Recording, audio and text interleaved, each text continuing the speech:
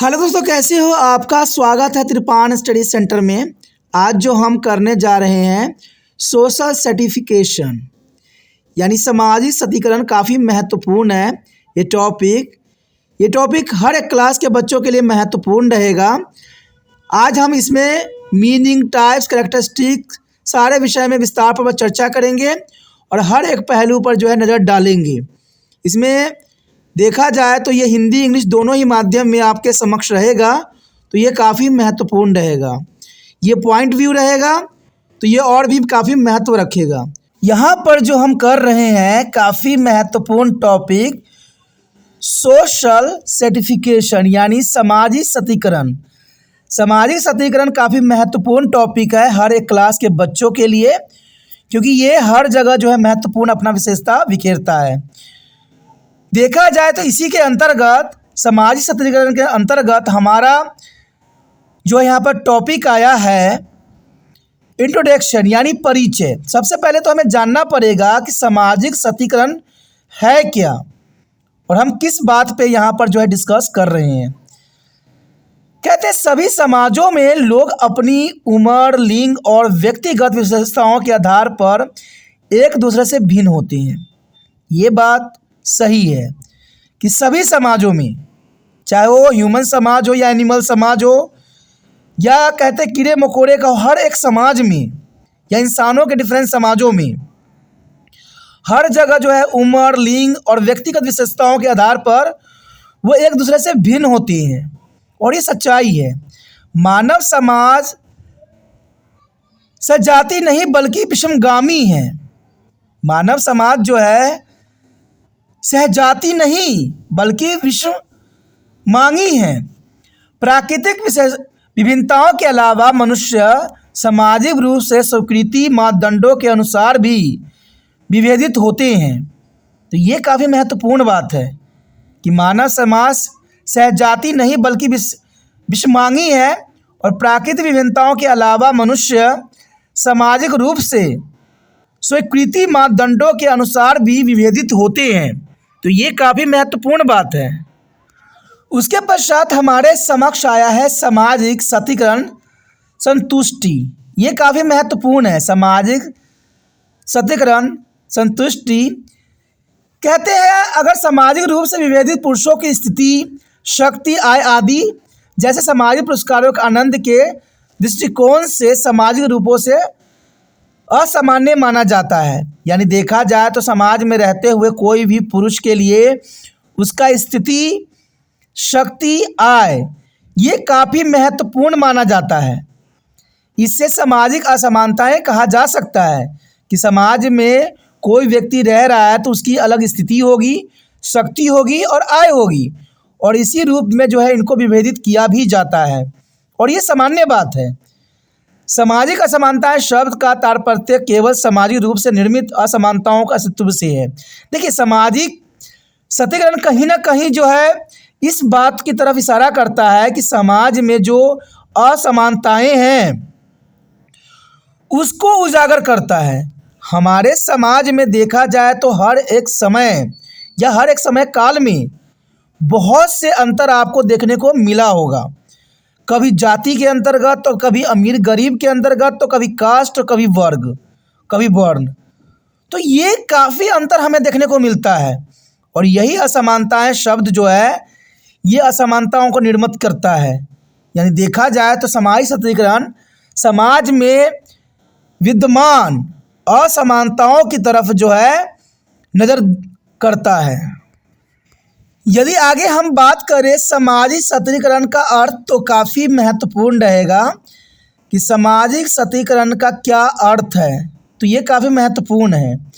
सामाजिक सत्तीकरण सामाजिक असमानताओं का एक विशेष रूप है और सभी समाज अपने सदस्यों को श्रेष्ठता, हीनता, समानता के आधार पर व्यवस्थित करते हैं। तो देखा जाए काफ़ी महत्वपूर्ण बात है कि सामाजिक सत्तीकरण सामाजिक असमानता का एक विशेष रूप है और सभी समाज अपने सदस्यों को श्रेष्ठता, हीनता, समानता के आधार पर व्यवस्थित करते हैं।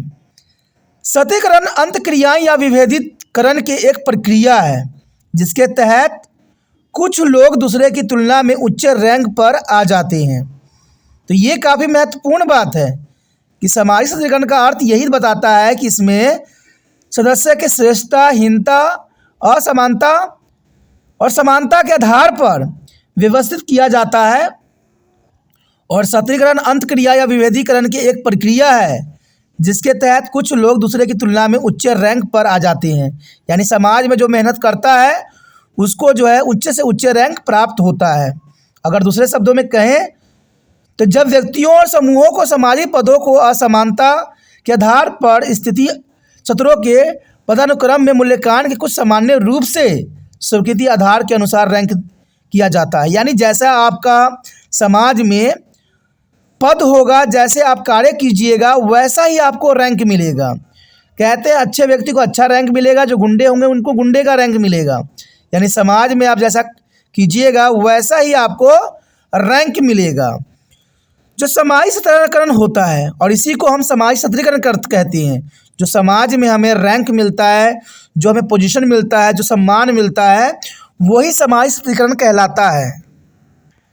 सामाजिक सशक्तिकरण का अर्थ समाज का विभिन्न स्तरों या परतों में विभाजन, यानी समाज को कितने भागों में विभाजित किया गया है और समाज के कितने स्तर हैं, तो ये सामाजिक सशक्तिकरण के अर्थ के रूप में देखा जा सकता है। इसमें सामाजिक समूहों का पदानुक्रम शामिल होता है कि समाज में किस व्यक्ति को क्या पदानुक्रम मिला है। एक विशेष परत के सदस्यों की एक सामान्य पहचान होती है और उनके जीवन शैली एक जैसी ही होती है। यानी देखा जाए तो एक विशेष परत यानी एक विशेष समुदाय में सदस्यों की पहचान एक सामान्य होती है और उनका देखा जाए तो जीवन शैली यानी लाइफ स्टाइल एक जैसे ही होते हैं। सब के सब एक जैसे ही जीवन शैली को व्यतीत करते हैं। भारतीय जाति व्यवस्था सशक्तिकरण प्रणाली का एक उदाहरण प्रदान करती है, क्योंकि भारतीय जाति कहते हैं जैसा जाति होता है लोग उसी तरह के जीवन व्यतीत भी करते हैं। तो इसका मतलब ये हुआ कि भारतीय जाति जो है व्यवस्था सशक्तिकरण प्रणाली का एक सबसे महत्वपूर्ण उदाहरण हो सकता है। जिस समाज में सामाजिक वर्गों का विभाजन होता है उसे सशक्तिकृत समाज कहा जाता है। ये काफ़ी महत्वपूर्ण बात है कि जिस समाज में सामाजिक वर्गों का विभाजन होता है उसे सशक्तिकृत समाज कहा जाता है। आधुनिक सशक्तिकरण मौलिक रूप से आदिम समाजों के सशक्तिकरण से थोड़ा भिन्न है। जो आधुनिक सशक्तिकरण है यानी आधुनिक समाज है वो पुराने समाजों से काफ़ी भिन्न है और काफ़ी विकसित है। देखा जाए तो सामाजिक सशक्तिकरण में दो घटनाएं शामिल होती है और ये दो घटनाएं काफ़ी महत्वपूर्ण होती है। यानी सामाजिक सशक्तिकरण में दो घटनाओं का महत्वपूर्ण स्थान होता है। पहला ये कि कुछ विशेषताओं के आधार पर व्यक्तियों या समूहों का भेदभाव, जिससे कुछ व्यक्ति या समूह दूसरे की तुलना में उच्च रैंक पर आ जाते हैं। तो जर्नल सी बात है, सामाजिक सशक्तिकरण का मतलब ही होता है कि समाज में उपस्थित ऊंच नीच की भेदभाव। तो इसमें जर्नल सी बात है कि कुछ विशेषताओं के आधार पर कुछ व्यक्तियों या समूहों का भेदभाव, जिससे कुछ व्यक्ति या समूह दूसरे की तुलना में उच्च रैंक हासिल कर लेते हैं समाज में। और दूसरा जो घटना होती है मूल्यांकन के कुछ आधारों के अनुसार व्यक्तियों की रैंकिंग देना, कि हम मूल्यांकन करें और व्यक्तियों को वो रैंकिंग प्रदान करें। तो ये काफ़ी महत्वपूर्ण बात है।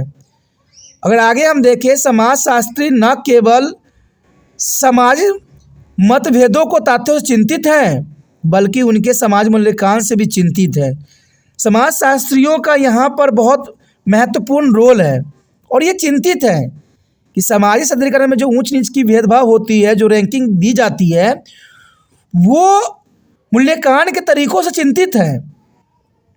लेकिन जर्नल सी बात है, समाज में रैंकिंग भी उन्हीं को मिलती है जिनका अच्छा पोजीशन होता है तो अच्छा ही रैंकिंग मिलेगी, और जिनका गलत पोजीशन होता है गलत ही मिलेगी। जर्नल सी बात है। उसके पश्चात हमारे समक्ष आता है सामाजिक सशक्तिकरण की परिभाषाएं। काफ़ी महत्वपूर्ण है कि सामाजिक सशक्तिकरण की परिभाषाएं। सब प्रथम अगर हम परिभाषा की तरफ नज़र करें तो अर्गवन और निकोफ काफ़ी महत्वपूर्ण यहाँ पर अपना डेफिनेशन दिए थे सामाजिक सशक्तिकरण के अंतर्गत, और उनका मानना था कि वह प्रक्रिया जिसके द्वारा व्यक्तियों और समूहों की स्थिति को कामवेश स्थायी पदानुक्रम में स्थान दिया जाता है सत्रीकरण के रूप में जानी जाती है। यानी देखा जाए तो उनका एक ही वर्ड काफ़ी महत्वपूर्ण है कि व्यक्तियों और समूहों के कमावेशी स्थायी पदानुक्रम मिलता है। यानी आप जैसा कार्य करेंगे आपको वैसा ही समाज में पदानुक्रम मिलेगा। तो ये बात अर्गवन और नीलकॉफ ने बताई थी। इसका अर्थ ये हुआ कि अगर मान लीजिए अगर आप नाई के काम कर रहे हो तो नाई कहलाओगे, और माली के काम करो तो माली कहलाओगे, टीचर करो तो टीचर कहलाओगे। यानी जैसा आपका कामावेश स्थायी होगी आपका जो है समाज में उसी प्रकार का पदानुक्रम मिलेगा। तो ये बात तो सच्चाई है कि आज आधुनिक युग है, जैसा व्यक्ति कार्य करता है वैसा ही उसको पद मिलता है। तो ये काफ़ी महत्वपूर्ण यहाँ पर बात रखी है अर्गवंश और निकॉफ ने। आगे हमारे समक्ष आया है लुंडबर्ग, काफ़ी महत्वपूर्ण इनका थिंक था। उन्होंने कहा था कि एक सत्रीकृत समाज असमानताओं से लोगों के बीच मतभेदों से चिंतित होते हैं। तो जर्नल सी बात है, एक सत्रीकृत समाज जो होती है असमानताओं से लोगों के बीच मतभेदों से जो होती है चिन्हित होती है, जिसका मूल्यांकन उसके द्वारा निचले और उच्च के रूप में किया जाता है। यानी इन्होंने साफ शब्दों में कहा कि हायर एंड लोअर पोजीशन जो है समाज में मिलता है और इसी के अंतर्गत जो है उसका मूल्यांकन किया जाता है। लुंडबर्ग ने काफ़ी महत्वपूर्ण बात बताई कि समाजी सत्रीकरण जो है निचले और उच्च यानी हायर एंड लोअर कास्ट के अंतर्गत जो है समाज में उसको सम्मान मिलता है। उसके पश्चात देखें गिब्स ने काफ़ी महत्वपूर्ण बात बताई कि समाजी सत्रीकरण समाज का श्रेणियों के स्थायी समूहों में विभाजन करता है। यानी गिब्स ने काफ़ी महत्वपूर्ण बात बताई कि समाजी सत्रीकरण समाज का श्रेणियों की स्थायी यानी श्रेणी होगी उसका स्थायी समूहों में विभाजन है जो श्रेष्ठता और अधीनता के संबंध द्वारा एक दूसरे से जुड़े होते हैं। तो ये बात भी कहीं हद तक सही है कि समाज में दो तरह के वर्ग होते हैं, दो तरह की श्रेणियाँ होती है, एक श्रेष्ठता और एक अधीनता। श्रेष्ठ जो सबसे ऊपर होता है और अधीन जो सबसे नीचे होता है। यानी बात सिर्फ इतना ही है, जैसे लुंडबर्ग ने कहा था कि ऊंचे और नीचे की बात है, तो श्रेष्ठता का मतलब होता है ऊंचा, अधीनता का मतलब होगा नीचे। तो बात वही है, सिर्फ यहाँ बातों को थोड़ा सा बदल दी गई है। उसके पश्चात हमारे समक्ष आता है विलियम्स काफ़ी महत्वपूर्ण यहाँ पर सोशोलॉजिस्ट थे और उन्होंने कहा था कि समाजी सत्रीकरण का तात्पर्य मूल्यांकन को इन्होंने मेन जो है बेस बनाया था कि मूल्यांकन के कुछ सामान्य स्वीकृति आधारों के अनुसार श्रेष्ठता हीनता समानता के पैमानों पर व्यक्तियों को रैंकिंग से है। यानी इन्होंने भी वही बात बताई कि श्रेष्ठता यानी हायर, हीनता मतलब लोअर, समानता यानी इक्वलिटी को मापने पर व्यक्तियों की रैंकिंग दी जाती है कि समाज में जो व्यक्ति की जैसी पोजीशन होती है वैसा ही उसको रैंक दी जाती है। तो यहाँ पर विलियम्स ने काफ़ी महत्वपूर्ण बात की तरफ जो है इशारा किया कि इन्होंने तीन चीज़ों को बेस बनाया, श्रेष्ठता, हीनता, समानता। तो ये काफ़ी महत्वपूर्ण यहाँ बात आती है। उसके पश्चात देखें रेमंड डब्ल्यू मैरे काफ़ी महत्वपूर्ण थे और इन्होंने भी अपनी जो थ्योरी है निम्न और उच्च श्रेणियों के अंतर्गत ही रखा। और इन्होंने एक बात जो देखी वो क्षैतिज विभाजन को देखा। यानी समाजी सत्रीकरण समाज का ऊंच और नीच सामाजिक इकाइयों में क्षैतिज विभाजन होता है। तो यहाँ पर इन्होंने इस बात की तरफ जो है इशारा किया। उसके पश्चात हमारे समक्ष आता है मेलवियस एम ट्यूमिन, काफ़ी महत्वपूर्ण ये थे। इन्होंने बताया था कि समाजी सत्रीकरण का तात्पर्य किसी भी सामाजिक समूह या समाज को उन पदों को पदानुक्रम में व्यवस्थित करना है जो शक्ति, संपत्ति और सामाजिक मूल्यांकन और मानसिक संतुष्टि के संबंध में असामान्य है। तो इनका भी वही बात काफ़ी महत्वपूर्ण थी कि इन्होंने जो है मूल्यांकन को विशेष बनाया और इन्होंने साफ शब्दों में ये बात किया कि पदों के पदानुक्रम में व्यवस्थित रहने के लिए शक्ति, संपत्ति, सामाजिक मूल्यांकन और मानसिक संतुष्टि के संबंध में असामान्य, यानी व्यक्ति जो है इसमें असामान्य रूप से रहेगा कि शक्ति, संपत्ति और सामाजिक मूल्यांकन यानी ऊंच नीच की भेदभाव इसमें भी बताई गई। क्योंकि जिसके पास असमानताएं कब उत्पन्न होती है, जब किसी में शक्ति कम हो और शक्ति अधिक हो। असमानताएं कब उत्पन्न होगी? जब किसी के पास संपत्ति अधिक होगा और किसी के पास कम होगा। कहते हैं असमानता कब होगी? जब सामाजिक मूल्यांकन किसी का उच्च होगा, किसी का निम्न होगा। और सामाजिक असमानताएं कब होगी? जब मानसिक संतुष्टि, किसी को मानसिक संतुष्टि मिलेगी, किसी को नहीं मिलेगी। तो मेलविस एंड मैथ्यू मीन ने काफ़ी महत्वपूर्ण बात की तरफ यहाँ पर परिभाषा के रूप में उजागर किया है, जो कि काफ़ी एग्जाम व्यू से महत्वपूर्ण है।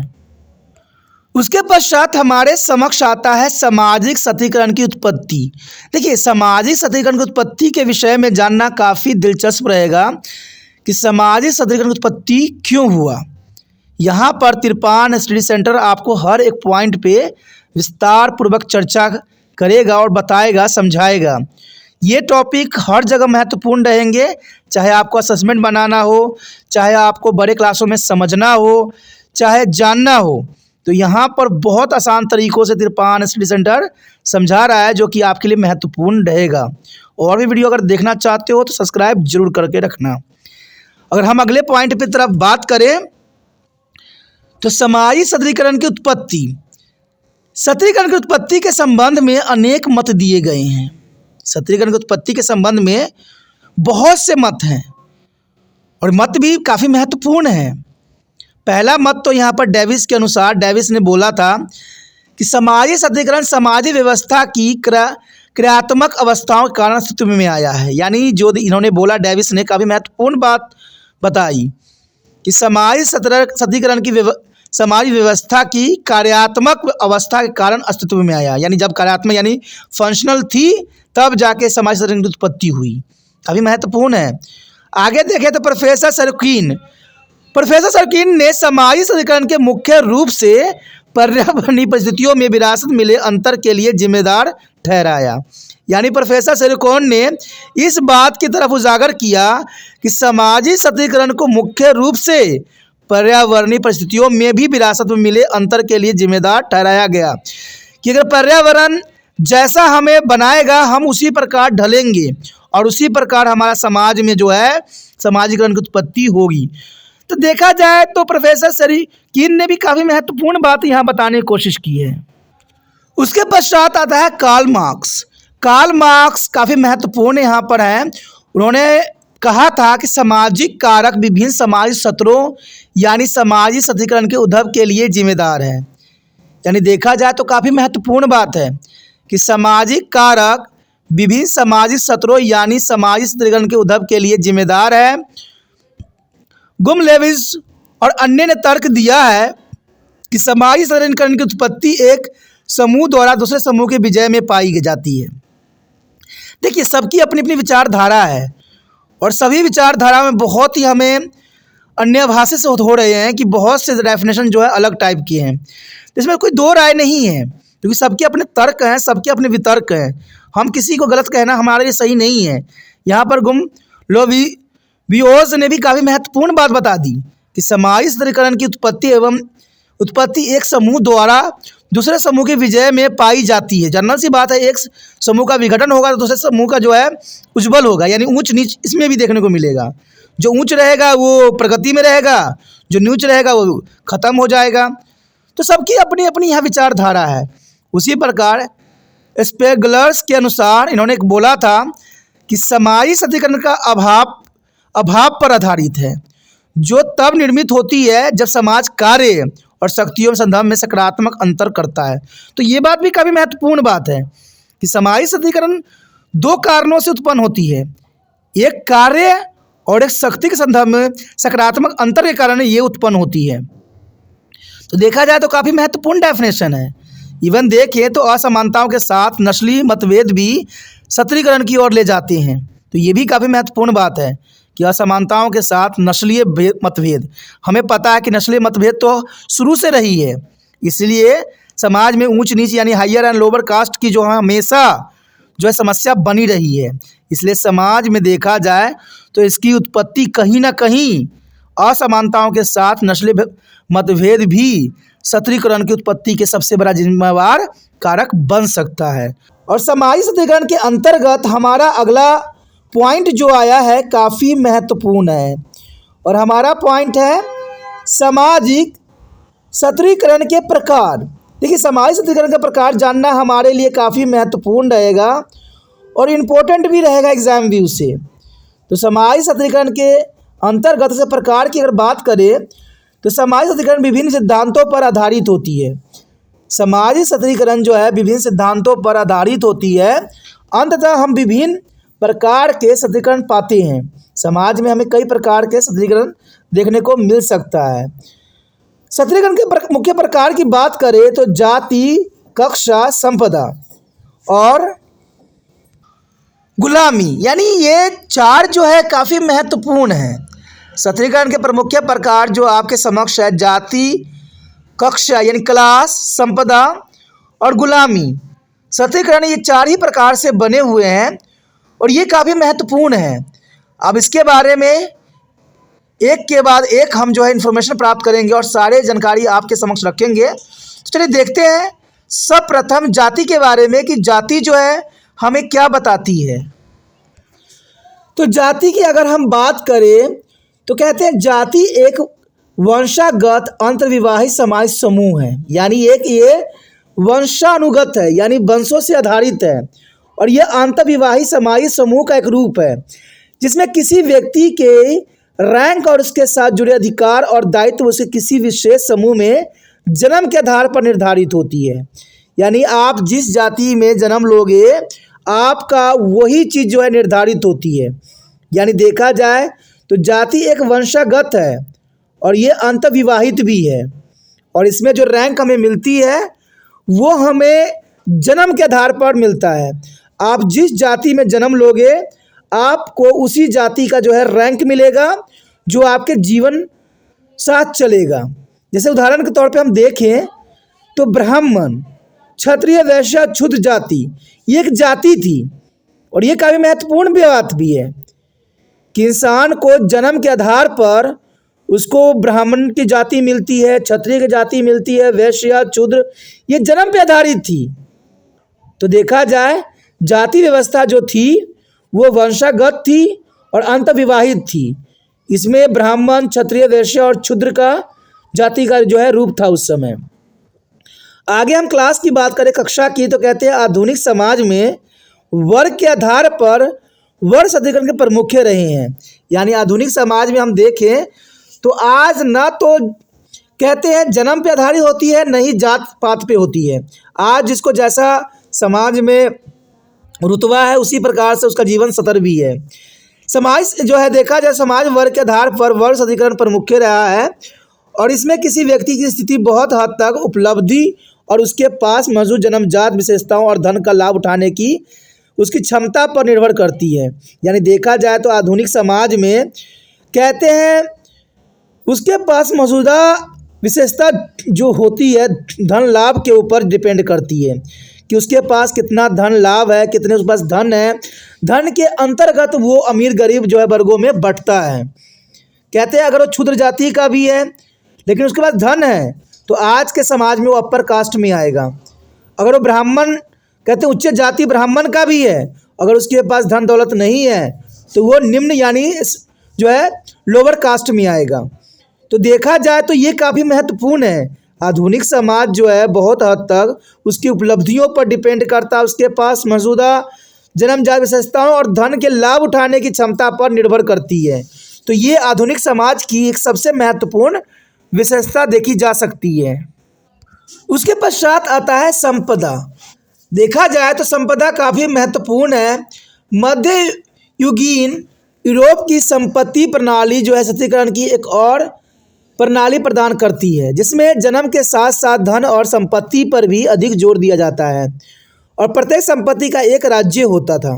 यानी देखा जाए तो ये स्टेट काफ़ी महत्वपूर्ण है और ई स्टेट यानी संपत्ति भी जो है यहाँ पर सोशल सर्टिफिकेशन को निर्धारित करती है। इसलिए इसको प्रकार के रूप में देखा गया है कि मध्य युगीन यूरोप की संपत्ति प्रणाली सत्रीकरण की एक और जो है प्रणाली प्रदान करती थी जिसमें जन्म के साथ साथ उसके धन और संपत्ति पर भी अधिक जोर दिया जाता था और इसी से उसके संपत्ति का एक राज्य यानी स्टेट बनता था जो कि काफ़ी महत्वपूर्ण है। इवन देखें तो गुलामी जो कि हमारा आखिरी जो है प्रकार है गुलामी, गुलामी का आधार आर्थिक था। गुलामी में प्रत्येक गुलाम का अपना स्वामी होता था जिसके वो अधीन रहता था। दास पर स्वामी का शक्ति असीमित थी। यानी देखा जाए तो एक समय काल ऐसी थी जहाँ पर बड़े बड़े लोग जो थे गुलाम रखा करते थे, और गुलाम की स्थिति जो होती थी नीच होती थी, और उसका स्वामी उच्च कोटि की होते थे। और ये हमने कई जगह देखे भी हैं।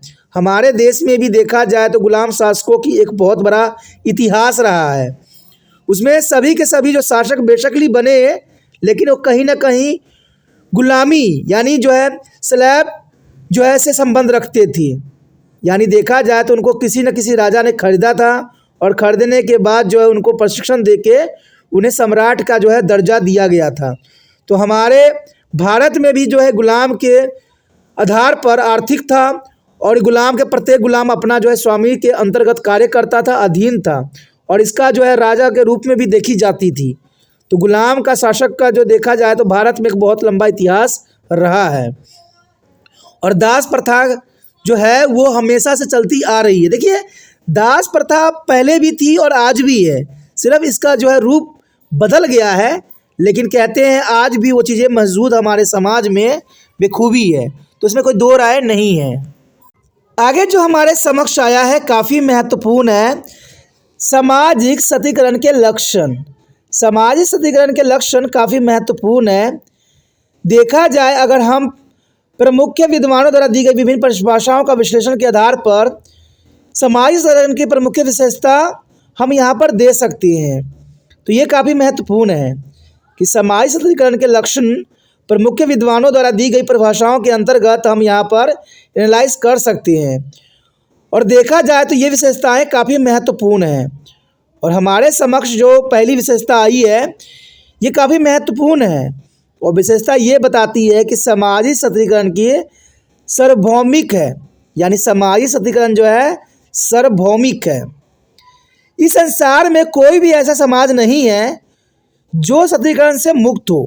हर एक समाज में आपको सतीकरण देखने को मिलेगा ही मिलेगा। आधुनिक सतीकरण आदिम समाजों के सतीकरण के भिन्न थे, और यह एक विश्वव्यापी घटना है। सोरोकिन के अनुसार सभी स्थायी रूप से संगठित समूह स्वीकृत होते हैं। यानी यहाँ पर सोरोकिन ने साफ शब्दों में इस बात को रखा कि सभी स्थायी का मतलब है जो है परमानेंट रूप से संगठित समूह सतीकृत होते हैं। तो ये काफ़ी महत्वपूर्ण बात है कि इस संसार में कोई भी ऐसा समाज नहीं है जो सतीकरण से मुक्त हो। सभी में कोई न कोई रूप में सामाजिक सतीकरण कोई न कोई रूप में विद्यमान अवश्य रही है। इसलिए हम कह सकते हैं कि सामाजिक सतीकरण की ये सार्वभौमिकता है। तो ये काफ़ी महत्वपूर्ण है। आगे यदि विशेषता की बात करें तो सतीकरण सामाजिक है। ये भी काफ़ी महत्वपूर्ण है कि सतीकरण सामाजिक है।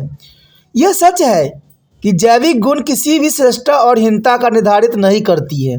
यानी देखा जाए जो जैविक गुण, आप सोचिएगा कि यहाँ पर जैविक गुण क्या होते हैं। जैविक गुण होते हैं लिंग, उम्र, बुद्धि, ताकत। ये सब हमारे जैविक गुण होते हैं जो हमें कहते हैं जन्मजात प्राप्त होती है। यानी जैविक गुण किसी श्रेष्ठता और हीनता की निर्भरता नहीं होती है। जैविक गुण के कारण हम किसी लड़की को कमज़ोर नहीं कह सकते, या कभी किसी लड़कों को जो है बलवान नहीं कर सकते। जिसमें श्रेष्ठता होती है और जिसकी महानता होती है वो कहते हैं जैविक गुण होने के पश्चात भी अपने आप को अलग दर्शा सकता है समाज में। और ये सच है कि जैविक गुण किसी श्रेष्ठता और हीनता का निर्धारित नहीं करती है। जैसे उम्र, लिंग, बुद्धि और ताकत जैसे कारक अक्सर मूर्तियों को प्रतिष्ठित करने के आधार के रूप में योगदान करते हैं। ये जो होते हैं सिर्फ एक मूर्त बन सकती है, लेकिन मूर्त में श्रेष्ठता और हीनता की भावना पैदा नहीं कर सकती है। लेकिन किसी की शिक्षा, संपत्ति, शक्ति, अनुभव, चरित्र, व्यक्तित्व आदि जैविक गुणों से अधिक महत्वपूर्ण पाए जाते हैं। यानी सतीकरण संभवतः सामाजिक है। तो ये काफ़ी महत्वपूर्ण बात है कि हम सतीकरण की जैविक गुण पर न निर्धारित करके उसकी शिक्षा पे ऊपर अगर हम बल दें, उसके पास संपत्ति आती है, शक्ति आती है, अनुभव होता है, चरित्र होता है, व्यक्तित्व होता है, तो वो व्यक्ति जो है अपनी स्वभावता सामाजिक को दूर करके अपने आप को सर्वश्रेष्ठ जो है समाज में घोषित कर सकता है। और वहाँ पर ना तो कोई उम्र उस समय मुकाबला कर सकती है, ना तो लिंग, ना बुद्धि, ना ताकत, क्योंकि ये सारी चीज़ें जो है काफ़ी महत्वपूर्ण है। यहाँ पर आय की विशेषता की बात करें तो यह एक प्राचीन है, यह प्राचीन है। सत्रीकरण प्रणाली बहुत पुरानी है, यानी देखा जाए तो सत्रीकरण जो है हमारा काफ़ी पुरानी है। रीजन्स ये है कि सत्रीकरण हमारे समाज में सदैव ही विद्यमान थी कोई ना कोई रूप में, और ये छोटे आश्चर्यजनक बंधनों में भी मौजूद था, यानी कहीं ना कहीं किसी न किसी रूप में समाजी सत्रीकरण जो है मौजूद थी। लगभग सभी प्राचीन सभ्यताओं में अमीर, गरीब, विनियम और शक्तिशाली के बीच अंतर मौजूद सदैव से रहा है। अगर हम बात करें प्लेटो और कौटिल्य के काल में भी राजनीतिक, सामाजिक और आर्थिक असमानता पर जोर दिया गया था। तो इसका अर्थ यही हुआ कि सामाजिक सत्रीकरण जो है पुराने समय से है, और यह कि समाज में किसी न किसी रूप में सदैव ही विद्यमान रही है, क्योंकि समाज में सदैव ही ये बात ध्यान दिया जाता है कि समाज में अमीरी, गरीबी, विनियम, शक्ति के बीच हमेशा ही कुछ न कुछ फर्क रहा है। अगर हम इसको एग्जाम्पल के तौर पे देखें तो प्लेटो और कौटिल्य के काल में भी राजनीतिक, सामाजिक, आर्थिक असमानता पर जोर दी गई थी। उसके पश्चात आगे देखिए तो यह विविध रूपों में भी विद्यमान रहती है। कहते हैं सभी समाजों में सत्रीकरण का स्वरूप एक सामान्य नहीं होता है। सभी समाजों में सत्रीकरण का स्वरूप एक जैसा नहीं होता है।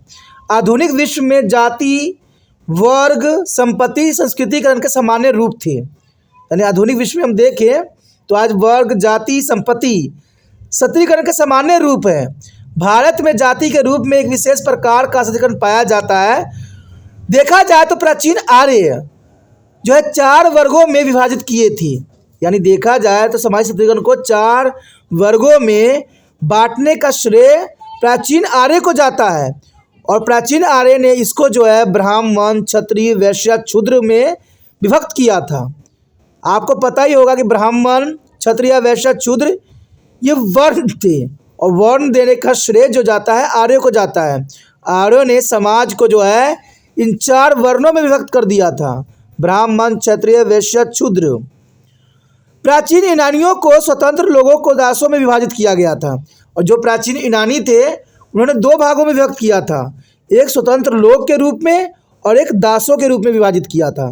तो कहते हैं जैसे समय काल आता गया वैसे वैसे हमारे समाज में सामाजिक सत्रीकरण जो थी कोई न कोई रूप में मौजूद थी। प्राचीन रोमों को भाग लेने वाले प्लेबिनों में विभाजित किया गया था, और इसलिए प्रत्येक जो है समाज अतीत या वर्तमान, बड़ा या छोटा, सामाजिक सत्रीकरण के विभिन्न रूपों की विशेषता के रूप में देखी जा सकती है। तो ये काफ़ी महत्वपूर्ण है कि प्रत्येक समाज अतीत या वर्तमान, बड़ा या छोटा, सामाजिक सत्रीकरण के विविध रूपों की विशेषता है। तो ये काफ़ी महत्वपूर्ण है। उसके पश्चात अगर हम बात करें सामाजिक सत्रीकरण के परिणाम, तो ये काफ़ी महत्वपूर्ण होगा।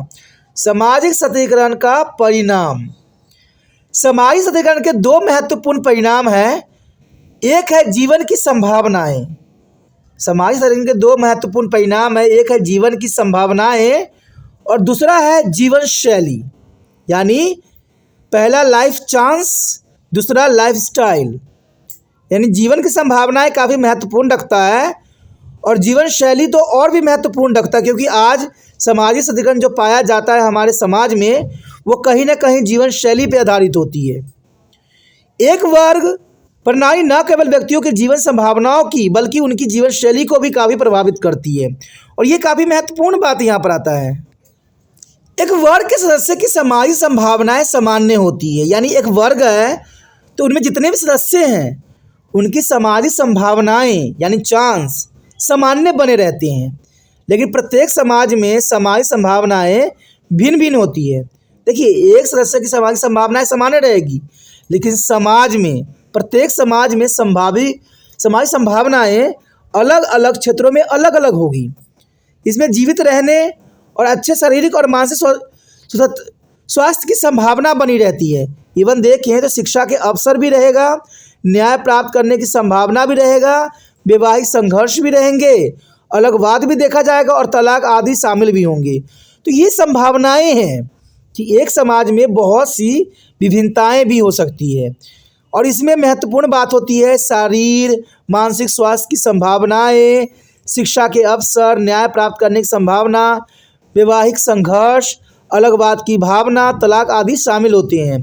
इवन हम अगर देखें जीवन शैली को, तो जीवन शैली की एक शैली यह भी दर्शाती है कि जो विशेष समाज स्थिति की विशिष्ट होती है और जीवन शैली में ऐसे मामले शामिल होते हैं जैसे प्रत्येक समुदाय में आवासीय क्षेत्र में प्रतिष्ठा, रैंकिंग, आवास के तरीके, मनोरंजन के साधन, पोशाक के प्रकार, किताबों के प्रकार, टीवी शो जिसमें व्यक्तियों को देखा जाता है आदि के क्रम होते हैं।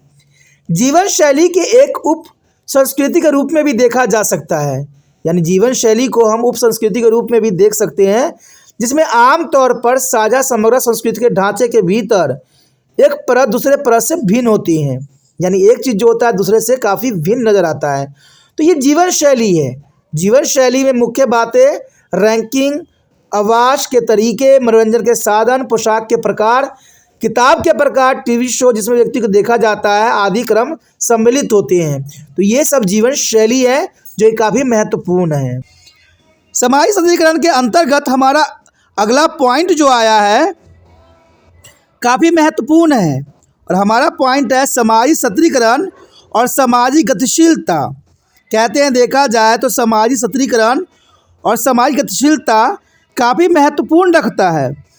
सामाजिक गतिशीलता का तात्पर्य समाज संरचना के भीतर एक समाज स्थिति से दूसरे समाज तक गतिशीलता से है।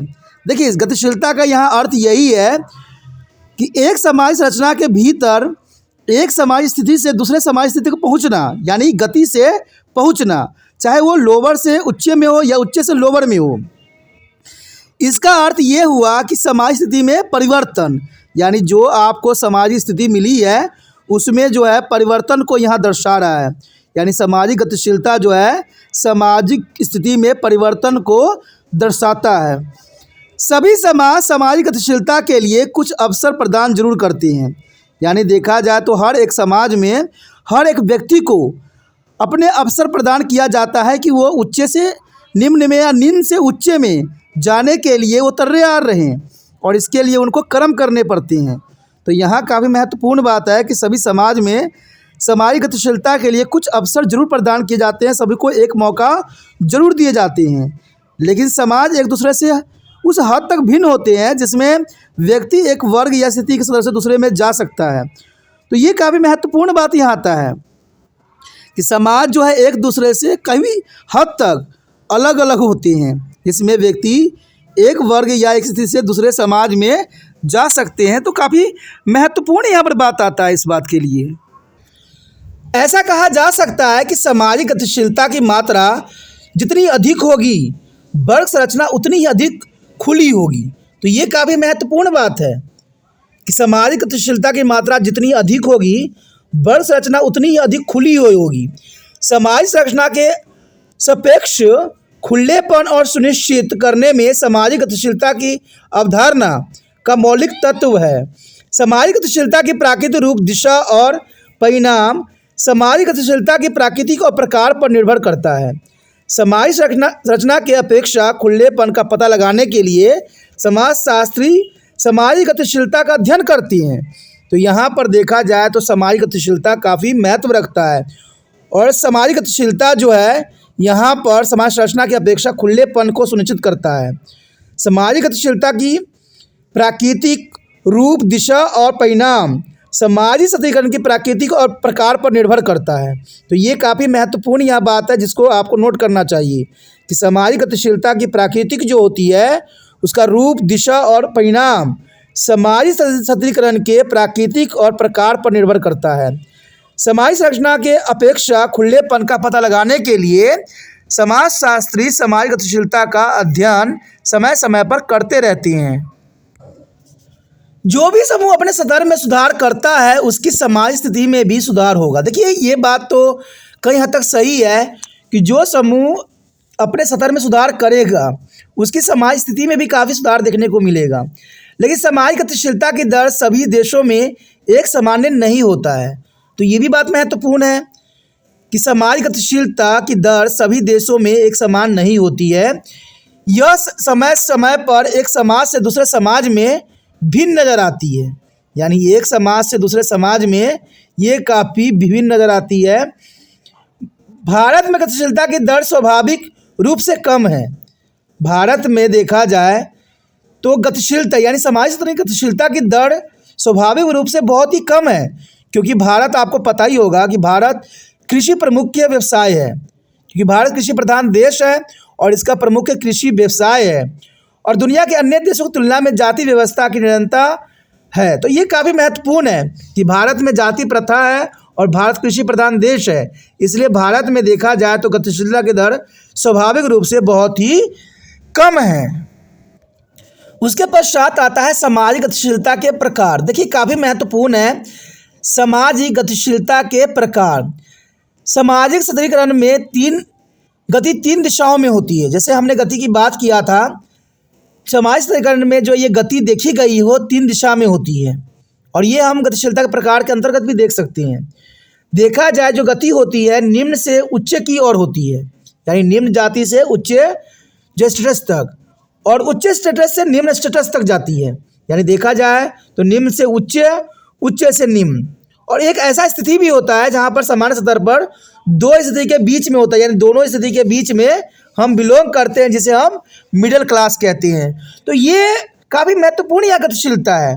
अगर प्रकार की बात करें हम तो सामाजिक गतिशीलता 2 प्रकार की होती है। सामाजिक गतिशीलता यहाँ पर जो देखी जाएगी 2 प्रकार की, एक ऊर्ध्वाधर लंबवत गतिशीलता, यानी देखा जाए तो ये काफ़ी महत्वपूर्ण है, और एक क्षैतिज गतिशीलता। तो ये 2 गतिशीलता जो है काफ़ी महत्वपूर्ण है। आइए चलिए इस पर हम विस्तार पूर्वक और भी चर्चा करें और हर एक बात को समझने की कोशिश करें।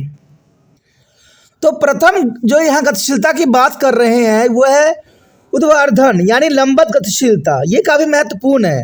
ऊर्ध्वाधर लंबवत गतिशीलता भी कहते हैं हम इसको। इसका तात्पर्य लोगों को एक स्तर से दूसरे स्तर तक या एक स्तर से दूसरे स्तर तक जाने से है। यानी व्यक्ति एक लेवल से दूसरे लेवल तक किस प्रकार जाता है, और यह वर्ग जो है व्यवसाय सत्ता में परिवर्तन लाता है। यानी ये आपको वर्ग में, व्यवसाय में और सत्ता में काफ़ी परिवर्तन ला सकता है। इसमें नीचे से ऊपर और ऊपर से नीचे की ओर गतिशील होती है, यानी लोअर से हायर, हायर से लोअर, कोई भी रूप हो सकता है। यानी नीचे से ऊपर की तरफ भी हो सकता है या ऊपर से नीचे की तरफ भी हो सकता है। यानी देखा जाए तो इसमें दोनों गतिशीलता जो है शामिल होता है। ऊर्ध्वाधर गतिशीलता 2 प्रकार की होती है। एक होता है ऊर्ध्वमुखी और दूसरा होता है अर्धमुखी गतिशीलता। यानी ये काफ़ी महत्वपूर्ण है कि यहाँ पर देखा जाए ऊर्ध्वाधर 2 प्रकार की गतिशीलता होती है। एक ऊर्ध्वाधरमुखी होती है और दूसरा जो अर्धमुखी गतिशीलता। तो ये काफ़ी महत्वपूर्ण है। देखा जाए जब कोई व्यक्ति निम्न स्थिति से उच्च स्थिति की ओर बढ़ता है तो इसे हम ऊर्ध्व गतिशीलता कहा जाता है, यानी इसको हम अपवर्ड कहते हैं। तो साफ हो गया बात। जब कोई व्यक्ति निम्न स्थिति से उच्च स्थिति की ओर बढ़ता है तो इसे हम ऊर्ध्व यानी फॉरवर्ड गतिशीलता कहेंगे, यानी ऊर्ध्व गतिशीलता कहेंगे। उदाहरण के लिए यदि एक चपरासी का बेटा एक अधिकारी के रूप में बैंक में शामिल होता है तो इसे ऊपर की ओर सामाजिक गतिशीलता कहा जाएगा। यानी ये ऊपर की तरफ गतिशील होगा, क्योंकि चपरासी का बेटा जो है बैंक में मैनेजर बन के आया है तो इसे ऊपर की ओर सामाजिक गतिशीलता कहा जाएगा। लेकिन यदि वह किसी अन्य कारण या अक्षमताओं के कारण नौकरी खो बैठता है, यानी नौकरी से निकाला जाता है, तो वह अपनी पिछली नौकरी से नीचे की ओर गतिशील हो जाता है, तो इसे हम अधोमुखी गतिशीलता कहेंगे, यानी इसको डाउनवर्ड कहेंगे। तो आप समझ गए, काफ़ी महत्वपूर्ण बात है कि हम यहाँ पर छोटे पोजीशन से उच्च पोजीशन की तरफ जाते हैं तो उसे हम जो है ऊपर की ओर गतिशीलता कहेंगे, और जब हम ऊपर पोजीशन से किसी कारणवश हम नीचे की तरफ आ जाते हैं तो उसे अर्धमुखी गतिशीलता कहेंगे। जब कोई व्यक्ति एक स्थान से दूसरे स्थान पर जाता है और अपनी स्थिति बदलता है तो ये भी काफ़ी महत्वपूर्ण बात है और ये काफ़ी समझ के लिए भी ज़रूरी है। अगला जो हमारा टॉपिक आया है काफ़ी महत्वपूर्ण है, क्षैतिज गतिशीलता। क्षैतिज गतिशीलता काफ़ी महत्वपूर्ण है और इसका तात्पर्य यह है कि एक सामाजिक समूह से सामान्य स्तर पर स्थित दूसरे सामाजिक समूह में लोगों की आवाजाही से है। यानी यहाँ पर बात यह है कि एक व्यक्ति जो है दूसरे किसी पोजीशन पे है और वो उसको दूसरा जगह पर भी वही पोजीशन मिला है, तो इसका मतलब है कि वो अपनी सामान्य स्थिति में बना हुआ है। देखा जाए तो इसका मतलब यह है कि इन दोनों समूहों की रैंक अलग अलग नहीं है, दोनों जगह पर जो उसका रैंक है सामान्य है और यह स्थिति में बदलाव के बिना स्थिति में बदलाव का संकेत देता है। बेशक स्थिति में बदलाव हुई है लेकिन इसमें कोई बदलाव देखने को नहीं मिला है। अब उदाहरण के रूप में देखें और समझें तो ये बात क्लैरिटी के साथ समझ में आएगा। यदि कोई शिक्षक एक स्कूल छोड़कर दूसरे स्कूल में शामिल होता है तो उसमें क्षैतिज गतिशीलता देखने को मिल रही है, क्योंकि उसमें उसकी पोजीशन में कोई बदलाव नहीं हुआ है। उसने सिर्फ बदलाव हुआ है सिर्फ स्कूल छोड़ने की, उसकी पोजीशन में कोई बदलाव नहीं हुआ है। वो इस स्कूल में भी टीचर था, वो इस स्कूल में भी जाएगा तो टीचर ही रहेगा, सिर्फ उसका स्कूल बदलाव हुआ है, उसका स्टेटस बदलाव नहीं हुआ है। एक और एग्जाम्पल देखें तो एक बैंक अधिकारी एक शाखा छोड़कर दूसरे में काम करने के लिए जाता है या निवास स्थान बदल देता है तो इसे क्षैतिज गतिशीलता होगी, क्योंकि इसमें देखा जाए तो कोई बदलाव नहीं हुआ, सिर्फ उसको जो है एक जगह से सिर्फ दूसरे जगह पर गया है, उसकी पोजीशन में कोई बदलाव नहीं मिला है। तो ये हमें क्षैतिज गतिशीलता के उदाहरणों के रूप में हम समझ सकते हैं। आगे क्षैतिज गतिशीलता कई भागों में विभक्त है, तो इसको दो भागों में जो है आगे बांटा गया है। तो चलिए देखते हैं वो दो भाग क्या है। तो देखा जाए क्षैतिज गतिशीलता तो इसको दो भागों में विभक्त किया गया है। उपयुक्त दो व्यापक प्रकार के समाजीकरण के अलावा समय के आयाम के संदर्भ में दो अन्य प्रकार के समाजीकरण को हमें देखने को मिलता है और ये काफ़ी महत्वपूर्ण है। क्षैतिज गतिशीलता को यहाँ पर दो भागों में बांट दिया गया है। पहला भाग जो है अंतरपीढ़ीगत गतिशीलता, ये काफ़ी महत्वपूर्ण है कि पहला जो है अंतरपीढ़ीगत गतिशीलता। तो देखा जाए जब स्थिति में परिवर्तन एक पीढ़ी से दूसरे पीढ़ी में होता है, यानी गतिशीलता देखिए परिवर्तन किस में होता है, एक पीढ़ी से दूसरे पीढ़ी में होता है, तो उसे हम अंतरपीढ़ीगत गतिशीलता कहते हैं। उदाहरण के लिए यदि पुत्र अपने पिता के साथ उच्च या निम्न पद पर आसान होकर अपनी स्थिति बदलता है तो उसे अंतरपीढ़ी गतिशीलता कहते हैं। आज के समाज में ये चीज़ें काफ़ी पाई जाती है कि पिता बेशकली जो है किसानी करके अपना जीवन जी रहे हो, लेकिन उसका पुत्र जो है पढ़ लिख के बड़ा अफसर बन जाता है, बड़े जगहों पर कार्य कर लेता है, तो ये अंतरपीढ़ी गतिशीलता है। या देखिए कोई अगर बंदा गरीब है तो उसका बच्चा भी उच्च कोटि में पहुंच जाता है, तो ये जो है अंतरपीढ़ी गतिशीलता है कि उसने अपनी पुरानी पीढ़ियों की जो आ रही सिलसिला को तोड़कर अपनी स्थिति को जो है बदल दिया है। तो ये जो है अंतरपीढ़ी गतिशीलता के यहाँ उदाहरण के रूप में देखा जा सकता है। आगे जो हमारे समक्ष आया है काफ़ी महत्वपूर्ण है अंतरपीढ़ीगत गतिशीलता, यानी इंट्रा जनरेशन मोबिलिटी। काफ़ी महत्व है कि अंतरपीढ़ीगत गतिशीलता क्या रहेगी। जब स्थिति में परिवर्तन एक पीढ़ी के भीतर होता है, जब स्थिति में परिवर्तन एक पीढ़ी के भीतर होता है तो इसे हम अंतरपीढ़ीगत गतिशीलता कहा जा सकता है। उदाहरण के लिए किसी परिवार की व्यावसायिक संरचना में वृद्धि और गिरावट, जिसके कारण एक पीढ़ी के भीतर उसकी समाज स्थिति में बदलाव होता है। तो मैं आपको साफ शब्दों में बताऊं कि मान लीजिए किसी परिवार की व्यवसाय है, ठीक है, और उस व्यवसाय में आपको पता है कि उतार चढ़ाव होता रहता है। अगर वृद्धि हो जाती है व्यवसाय में तो ये उन व्यक्तियों की जो स्थिति सुधर जाती है, और गिरावट आती है तो उसमें लगे हुए सारे परिवार में जो है काफ़ी गिरावट देखने को मिलेगी। तो जो उनको समाज में स्थिति बदलती है, यानी किसी व्यवसाय के कारण आई वृद्धि और गिरावट के कारण समाज के भीतर जो उनके समाज स्थिति में बदलाव आती है, उसको हम अंतरपीढ़ी गतिशीलता कहा जाता है, यानी इंट्रा जनरेशन मोबिलिटी कहेंगे। तो आप समझ गए होंगे अंतरपीढ़ी गतिशीलता क्या होती है कि एक व्यवसाय में लगे हुए सारे परिवार के व्यक्ति या कोई बिजनेस खोल रखे हैं और बिजनेस में उतार चढ़ाव होती रहती है।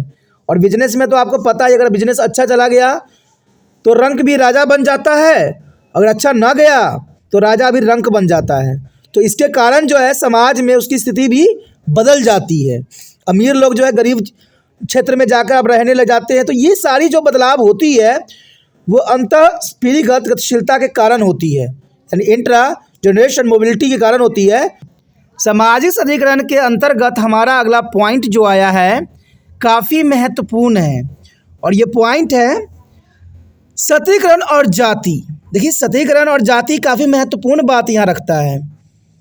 देखा जाए सशक्तिकरण जाति, तो जाति व्यवस्था के तहत स्थिति वंशागत भी होती है। जाति व्यवस्था के अंतर्गत देखा जाए तो जाति जो होती है वंशागत, यानी हमारे पूर्वजों से चलती आ रही है। वंशागत का मतलब होता है पूर्वजों से चली आ रही परंपरा, और यह देखा जाए तो जन्म पर आधारित होती है। जाति जो हमारी होती है जन्म पर आधारित होती है, और यह पूरी तरह से एक प्रदंत स्थिति है। प्रदंत स्थिति का मतलब होता है जिसको आपको जन्मजात प्राप्त हुआ है, जिसको बदलना मुश्किल होती है। एक प्रदंत होता है, एक अचीव होता है, यानी जो है हम अचीवमेंट करते हैं, लेकिन ये जो है प्रदंत, ये हमें जन्मजात प्राप्त होती है, और ये आपका वंशागत प्राप्त होगी। एक बार ऐसे पद सौंपने के बाद वे किसी भी तरह से आगे नहीं बढ़ सकते हैं। यानी जिस जाति में आपने जन्म ले लिया है वो आपका जन्मजात आधारित हो गई है, और एक बार सौंपे जाने के बाद वो किसी भी तरह से आपसे अलग नहीं हो सकता है। वो कोई ना कोई रूप में आप में सदैव ही विद्यमान रहेगा, और अपनी समाज स्थिति में सुधार नहीं कर सकते, क्योंकि जनरल सी बात है, देखा जाए तो लड़का लड़की होना ये जन्मजात आधारित होती है, और आप जीवन में कभी भी इसको बदल नहीं सकती। लेकिन देखा जाए तो आधुनिक युग है, यहाँ पर बहुत कुछ जो है नई टेक्नोलॉजी कारण विकास हुआ है, तो आज ये भी बात यहाँ पर अधूरी साबित होती है, क्योंकि हमें पता है कि जो हमें जन्मजात आधारित होती है उसे हम प्रदंत कहते हैं, और इसको जीवन में कभी बदली नहीं जा सकती है, और इसको सुधारना भी नहीं जा सकता है। इसलिए सामाजिक सशक्तिकरण के एक प्रमुख प्रकार के रूप में जाति ऊर्ध्वाधर सामाजिक गतिशीलता के सुविधाजनक नहीं बनाती है। इसलिए इसको सुविधाजनक बनाना संभव नहीं है, क्योंकि ये जन्म पे आधारित होती है। सामाजिक सशक्तिकरण और वर्ग। देखिए, सामाजिक सशक्तिकरण और वर्ग देखा जाए तो क्लास की अगर वर्ग की बात करें तो वर्ग एक खुला प्रणाली है। वर्ग जो है एक, यानी क्लास जो है एक खुली प्रणाली है, और इस प्रणाली के तहत वर्टिकल मोबिलिटी बिल्कुल मुफ्त है, यानी इसमें कोई भी आ सकता है। खुली प्रणाली है, एक स्थिति से दूसरी स्थिति में जाने में कोई बाधा इसमें नहीं आती है। कोई भी व्यक्ति एक स्थिति से दूसरी स्थिति में बहुत ही आसान तरीके से जा सकता है। इसमें स्थिति उपलब्धि पर आधारित होती है कि जीवन में आपने जो उपलब्धि हासिल किया है उसके अंतर्गत ये आधारित होती है, और यह व्यक्तियों की प्रतिभा, धन, वृद्धि, शक्ति, शिक्षा, आय आदि से निर्धारित होती है। यानी देखा जाए तो ये काफ़ी महत्वपूर्ण है, और ये अपनी क्षमताओं के अनुसार जो है इसको प्राप्त किया जा सकता है। इसमें आपकी प्रतिभा भी शामिल हो सकता है, धन में वृद्धि, शक्ति, शिक्षा, आय आदि निर्धारित होती है। माता पिता की स्थिति कोई विरासत नहीं है इसमें, यानी माता पिता की स्थिति और विरासत में मिलने वाली इसमें कोई भी चीज़ नहीं होती है। तो ये अपने आप हम अर्जित कर सकते हैं, और इसमें देखा जाए तो कोई बाधाएं नहीं होती है। ये बिल्कुल खुलापन होता है, कोई भी अपनी स्टेटस को जो है यानी क्लास को, वर्ग को चेंज कर सकता है, क्योंकि ये हमें जन्मजात आधारित नहीं होती है। हम अपने मेहनत से, अपने परिश्रम से जो है वर्ग को चेंज कर सकते हैं। यदि आगे बात करें तो लिंग काफ़ी यहाँ पर महत्वपूर्ण है, यानी जेंडर। जाति और वर्ग की तरह लिंग भी एक अन्य प्रकार की समाज सशक्तिकरण प्रणाली है। यानी देखा जाए तो जाति और वर्ग जिस तरह से समाज सशक्तिकरण की प्रणाली है, उसी प्रकार से जो है लिंग एक नया और अन्य प्रकार की प्रणाली है। और इसको नया कहना गलत होगा, क्योंकि जाति और वर्ग जब नहीं थी तो उस समय लिंग अवश्य थी। लिंग शायद सामाजिक भेदभाव का सबसे पुराना और अस्थायी सूत्र माना गया है, क्योंकि लिंग जब जाति और वर्ग नहीं थी उस समय में विद्वान था। और देखा जाए तो उस पुराने समय में जो है भेदभाव लिंग पे आधारित होती थी, लेकिन जाति और वर्ग के व्यापक पदानुक्रम के भीतर लिंग जाति और वर्ग से परे है। देखा जाए तो लिंग जो है जाति और वर्ग से काफ़ी दूर है। वर्तमान भारतीय समाज में जाति, वर्ग और लिंग गतिशील घटनाएं हैं जो समूहों, समुदाय और क्षेत्रों के बीच विभिन्नता लाती है। हाल के वर्षों में लिंग पर गहन और व्यापक चर्चा देखी गई है। इसने पिछले 3 दशकों के दौरान एक अवधारणा और प्रथाओं के एक सेट के रूप में एंडर के भीतर महत्वपूर्ण पते का दावा किया है। देखा जाए तो ये काफ़ी महत्वपूर्ण है कि हाल के वर्षों में देखा जाए तो लिंग पर बहुत गहन और व्यापक चर्चा हमें देखने को मिला है और हर क्षेत्र में इसने अपनी 3 दशकों के दौरान एक अवधारणाएं और प्रथाओं को जो है घर कर दिया है और लिंग का आज महत्व जो है और भी काफ़ी बढ़ गया है। लिंग अवधारणा की उत्पत्ति का पता 19वीं सदी के महिला आंदोलन और मार्क्सवाद में लगाया जा सकता है, क्योंकि ये समय काल थी जहाँ पर लिंग अवधारणा की उत्पत्ति को मुख्य स्रोत के रूप में देखा गया। यानी देखा जाए तो लिंग अवधारणा की उत्पत्ति जो है हम 19वीं सदी के महिला आंदोलन के अंतर्गत जान सकते हैं। जब मार्क्स ने अपनी मार्क्सवादी सिद्धांत दिया था उसके अंतर्गत इसका काफ़ी उजागर हुआ। लेकिन ऐसा लगता है कि यह पहली बार अमेरिकी नारीवादियों के बीच सामने आया जो जैविक नियमितवाद को अस्वीकार करना चाहते थे और नारीवाद लिंग की अपेक्षा लिंग शब्द को अधिक पसंद करते हैं। देखा जाए तो यहाँ नारीवाद है, आप नारीवाद से कंफ्यूज हो रहे होंगे, फेमिनिज्म से। तो आपको बता दूं मैं कि यहाँ तिरपान स्टडी सेंटर ने नारीवाद के ऊपर जो है अच्छा सा वीडियो है, आपको प्लेलिस्ट में मिल जाएगा, तो नारीवाद की वीडियो ज़रूर देखिए। इससे आपको नारीवाद के बारे में सारी बातें जो है साफ होगा, क्योंकि नारीवाद काफ़ी महत्वपूर्ण है और नारियों के अंतर्गत है।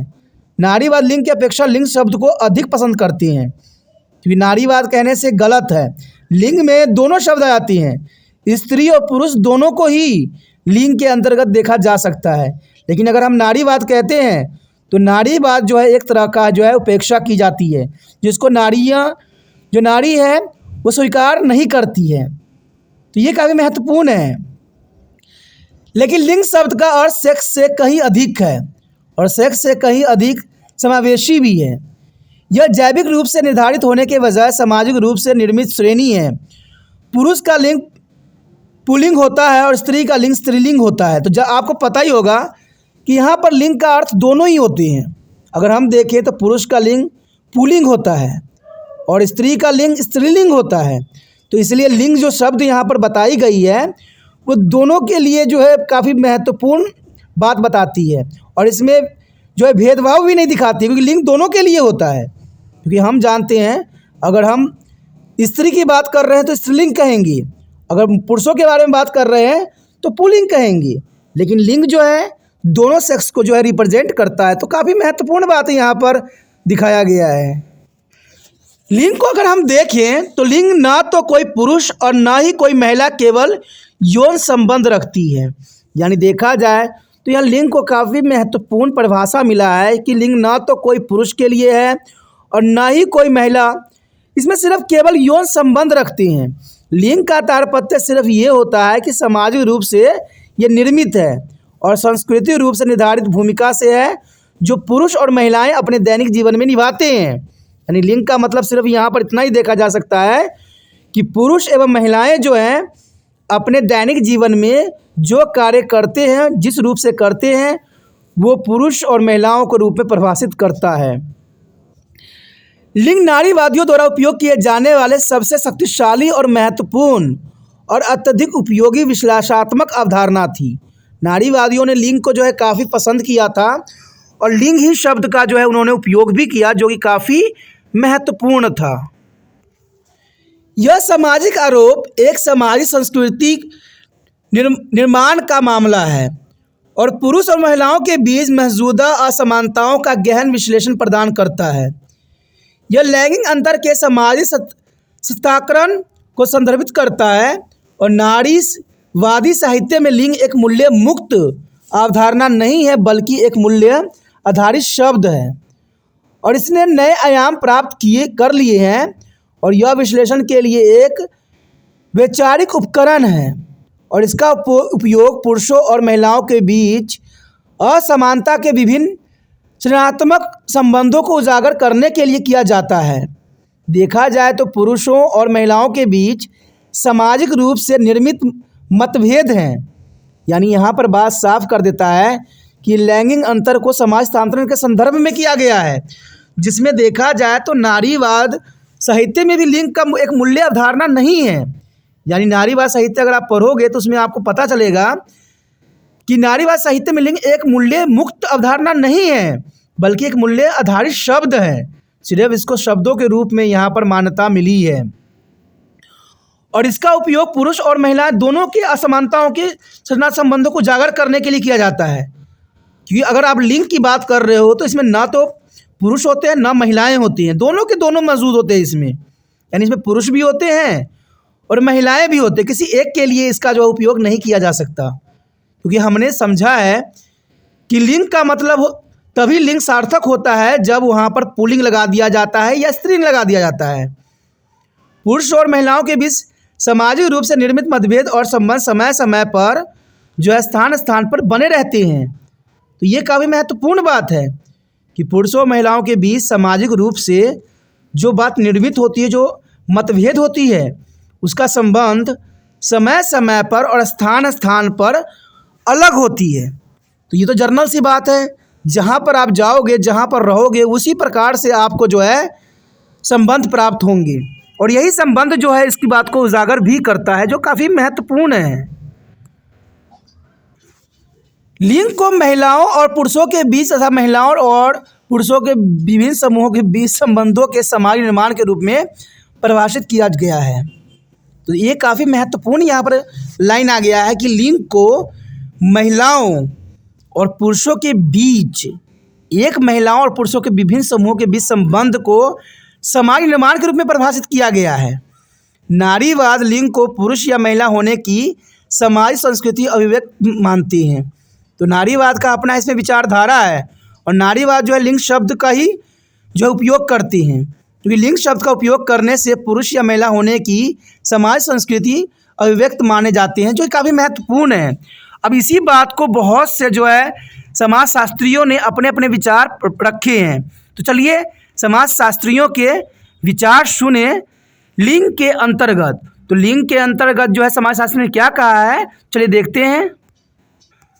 सर्वप्रथम बात करें तो एन कबीर के अनुसार, जिन्होंने साफ शब्दों में जो है लिंग को परिभाषित किया था, और एन कबीर ने कहा था कि लिंग को उस प्रक्रिया के रूप में देखा जा सकता है जिसके द्वारा पुरुष या महिला की जैविक श्रेणी में पैदा होने वाली व्यक्ति पुरुषत्व या स्त्रीत्व के स्थानीय रूप से परिभाषित गुणों के अधिग्रहण के माध्यम से पुरुष और महिलाओं की समान श्रेणी बन जाती हैं।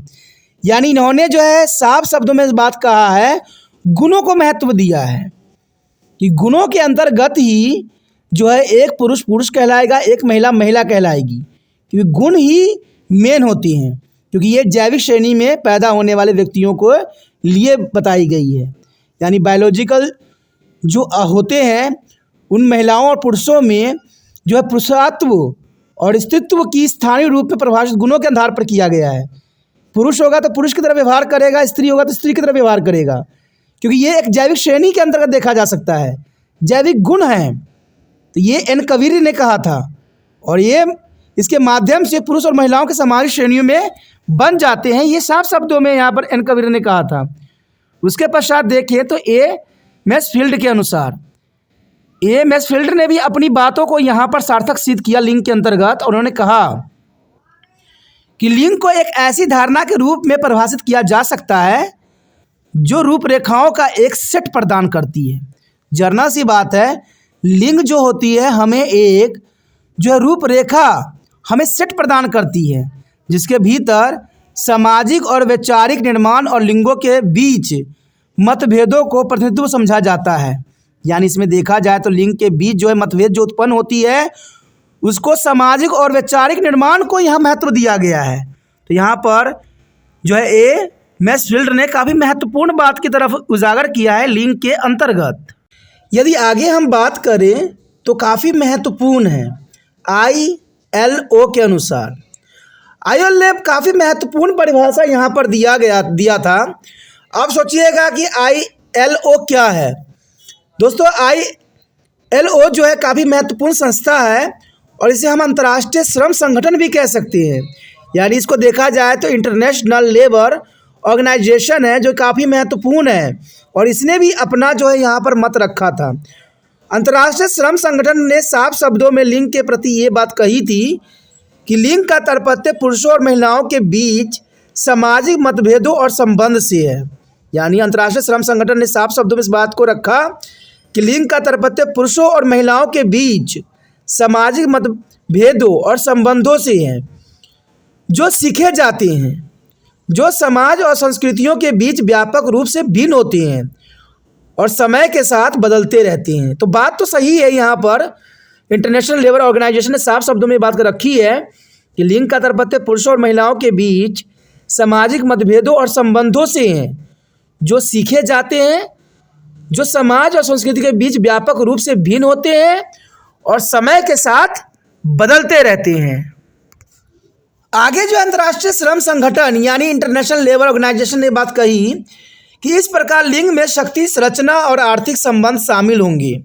इसमें शक्ति संरचना और आर्थिक संबंध भी शामिल किए जाएंगे और इसका उपयोग सभी क्षेत्रों में पुरुषों और महिलाओं की भूमिका, जिम्मेदारियां, बाधाओं और जरूरतों का विश्लेषण करने के लिए किया जा सकता है।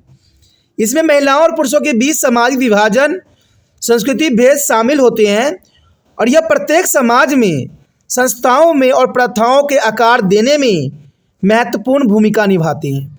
तो ये बात तो सच्चाई है। यहाँ पर ILO ने काफ़ी महत्वपूर्ण बात रखी है कि यहाँ पर महिलाओं और पुरुषों के बीच समाज विभाजन और संस्कृति भेद शामिल रहेंगे और यह प्रत्येक समाज में, संस्थाओं और प्रथाओं के आकार देने में महत्वपूर्ण भूमिका निभा सकती है। तो कौन निभाएगा? लिंग निभाएगा। और ये बात अंतर्राष्ट्रीय श्रम संगठन का कहना था, जो कि अभी महत्वपूर्ण बात यहाँ पर रखा गया है। देखा जाए तो लिंग और जेंडर, देखिए लिंग और लिंग यानी क्या है? लिंग और लिंग, लिंग शब्द का स्थान नहीं लेता है। देखिए यहाँ पर आप कंफ्यूज हो रहे होंगे कि लिंग और लिंग क्या है। लिंग शब्द लिंग का स्थान नहीं लेता है। लिंग और लिंग के बीच अंतर करना आवश्यक है। लिंग और लिंग के बीच अंतर मौलिक है, क्योंकि पुरुषों और महिलाओं के बीच कई अंतर मूल रूप से जैविक नहीं होते हैं। और ये बात आपको भी पता है कि पुरुषों और महिलाओं के बीच कई अंतर मूल रूप से जैविक नहीं होते हैं। लिंग का तात्पर्य शरीर के शरीर अंतर से है। यहाँ पर लिंग का जो है अर्थ सिर्फ इसी बात से लगाई जा सकती है कि शरीर के ढांचा में, शरीर के स्ट्रक्चर में अंतर से लिया जाता है, जबकि लिंग का तात्पर्य पुरुष और महिलाओं के बीच सामाजिक, संस्कृति और मनोवैज्ञानिक अंतर से है। देखिए एक लिंग जो होता है वो पुरुष और महिलाओं के शारीरिक अंतर को रिप्रेजेंट करता है, और एक लिंग जो होता है वो पुरुषों और महिलाओं के बीच सामाजिक, संस्कृति और मनोवैज्ञानिक अंतर को रिप्रेजेंट करता है। तो यहाँ पर लिंग और लिंग का अर्थ समझ गए होंगे कि एक लिंग जो होता है पुरुषों और महिलाओं के बीच के मूल्य जैविक नहीं होते हुए भी शारीरिक अंतर को रिप्रेजेंट करता है, और एक लिंग जो होता है महिलाओं और पुरुष में सामाजिक, संस्कृति और मनोवैज्ञानिक अंतरों को जो है यहाँ पर प्रभाषित करती है। लिंग का तात्पर्य पुरुष और महिलाओं के बीच जैविक अंतर से है, जो समय और स्थान के साथ बहुत अधिक सामान्य रहते हैं। कहते हैं समय और स्थान के साथ काफ़ी समानता देखने को हमें मिल जाता है, जबकि लिंग का तात्पर्य पुरुषों और महिलाओं के बीच सामाजिक और सांस्कृतिक रूप से निर्मित अंतर और संबंधों से जो है, जो अलग अलग और समय समय पर काफ़ी भिन्न देखने को मिलता है। लिंग का तात्पर्य पुरुषों और महिलाओं से भी है, जबकि लिंग का तात्पर्य पुरुष और स्त्रीवाद से भी है। तो यहाँ पर काफ़ी महत्वपूर्ण बात है कि लिंग किसी समाज की सृजनात्मक विशेषता भी है। तो यहाँ पर आपने लिंग का अर्थ समझ गए होंगे कि लिंग जो होता है एक पुरुष और स्त्री के जैविक अंतरों को रिप्रेजेंट करता है, और एक जो लिंग होता है वो सामाजिक, संस्कृति रूपों को जो है प्रेजेंट करता है। तो यहाँ पर सामाजिक सशक्तिकरण के अंतर्गत हमने हर एक बात को, हर एक पॉइंट को जो है आपके समक्ष रखा, और ये टॉपिक जो रहेगा कई मानने में हर जगह इंपॉर्टेंट रहेगा, चाहे असाइनमेंट के लिए हो, चाहे पेपर के एग्ज़ाम के लिए, क्वेश्चन आंसर के लिए, हर जगह जो है अपनी महत्ता को बिखरेगा। सिलेबस के अंतर्गत भी बहुत महत्वपूर्ण है, हर चीज़ के लिए महत्वपूर्ण है। तो इसको आपको समझना है। यहाँ पर अगर ये टॉपिक अच्छे से समझ लेते हो तो आपके पास कुछ भी समझने को शेष नहीं रह जाता है, और ये काफ़ी महत्वपूर्ण बात है। अगर सच्चाई में आपको समझ में आया है और चाहते हो कि दूसरे बच्चों को भी समझ में आए, तो जरना सी बात है दोस्तों, चैनल को जो है शेयर कीजिए, इस वीडियो को शेयर कीजिए, क्योंकि शेयर कीजिएगा तभी जो है दूसरे बच्चों का केयर हो सकता है। और तिरपान स्टडी सेंटर का एक ही उद्देश्य है कि शेयर ही केयर है। तो शेयर की भावना आपके मन से जाना नहीं चाहिए। पहली बार मेरे वीडियो चैनल पे आए हो, पहली बार वीडियो देख रहे हो, समझ में आ रहा है, अच्छा लग रहा है और चाहते हो कि और वीडियो आपको इसी प्रकार प्राप्त होता रहे, तो सोचना नहीं है, चलो सब्सक्राइब करना है। सब्सक्राइब करने से ये फ़ायदा होगी कि आपको नोटिफिकेशन समय समय पर मिलता रहेगा। ये आपके लिए फ़ायदे की बात की जा रही है। आप करो चाहे ना करो, ये तो आपकी अपनी मर्ज़ी है, लेकिन सब्सक्राइब करोगे तो आपको नोटिफिकेशन मिलता रहेगा। और आपको तो पता ही है कि तिरपान स्टडी सेंटर 8 से लेकर MA तक के बच्चों के लिए महत्वपूर्ण प्लेटफॉर्म है और इसमें सारे वीडियो उपलब्ध हैं, समझ के लिए, ज़रूरी के लिए। जैसे सोचिए नहीं, विचार ना कीजिए, अभी तिरपान स्टडी सेंटर सब्सक्राइब करके अपने मोबाइल में सेव कीजिए।